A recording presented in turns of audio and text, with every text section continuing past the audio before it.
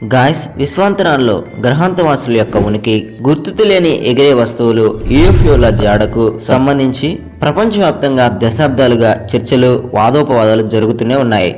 గ్రహాంతవాసులకు సంబంధించిన సమాచారాన్ని ప్రభుత్వాలు దాచిపెడుతున్నాయని కొందరు భావిస్తున్నారు. తమ దగ్గర ఎలాంటి సమాచారం లేదని ప్రభుత్వాలైతే చెప్తున్నాయి. ఈ విషయంలో పారదర్శకత అవసరమని ప్రభుత్వాలు చెబుతున్నాయి. వివిధ దేశాల పార్లమెంటరీ కమిటీలు ఈ విషయమైన ప్రత్యేక సమావేశాలను నిర్వహిస్తున్నాయి. ఈ నేపథ్యంలో గ్రహాంతరవాసులు, యూఎఫ్ఓలకు సంబంధించినటువంటి అసలు మన దగ్గర ఉన్నటువంటి సమాచారం ఏమిటి, వాటి నిజానిజాలు ఎంత అన్నవి మనం తెలుసుకోబోతున్నాం. కొంతమంది గ్రహాంతరవాసులు ఖచ్చితంగా ఉన్నారని బల్లగుద్ది చెప్తున్నారు. అయితే ఇలా చెప్పడానికి కూడా కొన్ని సైంటిఫిక్ రీజన్స్ అనేవి ఉన్నాయి.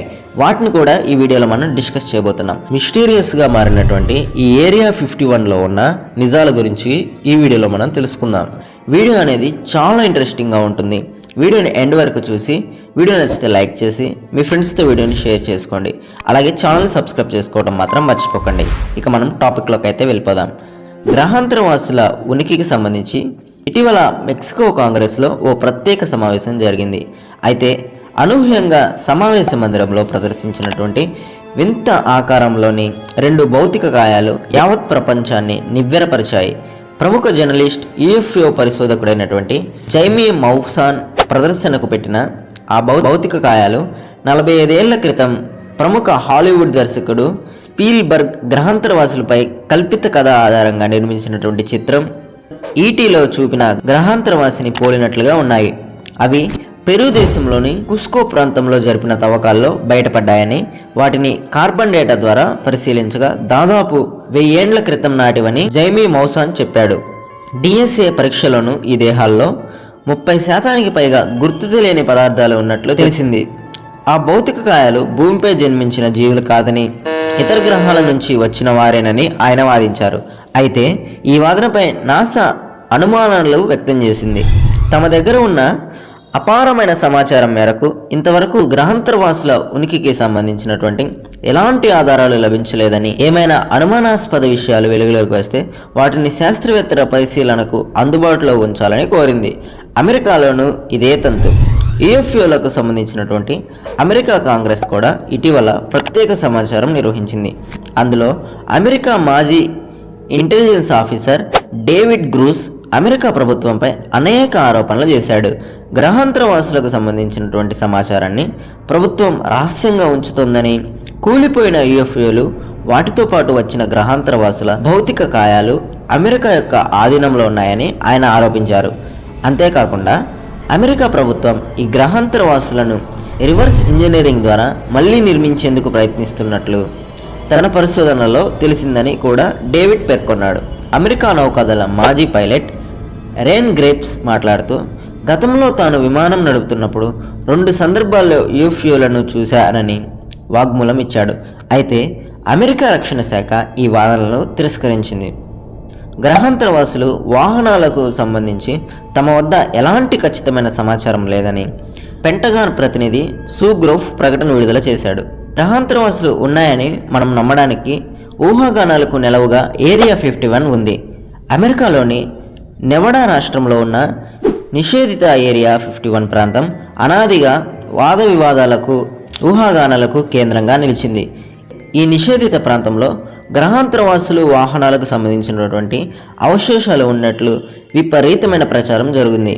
దీనిపై అనేక పుస్తకాలు, టీవీ సీరియల్స్ సైతం వచ్చాయి. కొందరు ఈ ప్రాంతంలో ఏం రహస్యం ఉందని ఈ ప్రాంతంలోకి అడుగుపెట్టేందుకు ప్రయత్నించి విఫలయత్నాలు చేశారు. గ్రహాంతరవాసులు కథనాలతో పాటు అమెరికా చంద్రుడిపై కాలుపెట్టిన ఉదంతం వాస్తవానికి ఏరియా 51లో కృత్రిమంగా రూపొందించారన్న ప్రచారం కూడా ఉంది. 50వ దశకంలో ఈ ప్రాంతంలో గ్రహాంతర వాహనాలు తరచూ కనిపించడం వల్లే ఏరియా 51 గురించి అమెరికా అంతటా ఆసక్తి రేకెత్తింది. 2013లో సిఐఏ బహిర్గతం చేసిన రహస్య పత్రాల్లో అసలు విషయం బయటపడింది. 50వ దశకంలో విమానాలు 10,000 నుండి 20,000 అడుగుల ఎత్తులో మాత్రమే పయనించగలిగేవి. కొన్ని రకాల యుద్ధ విమానాలు అయితే 40,000 అడుగుల ఎత్తు వరకు పయనించేవి. 1955లో అప్పటి అధ్యక్షుడు ఐసెన్ హోవర్ మరింత ఎత్తులో ఎగిరే యుద్ధ విమానాలు U2ల నిర్మాణ ప్రాజెక్టుకు ఆమోదం తెలిపారు. ఈ విమానాలు 60,000 అడుగుల ఎత్తులో పయనించగలిగేవి.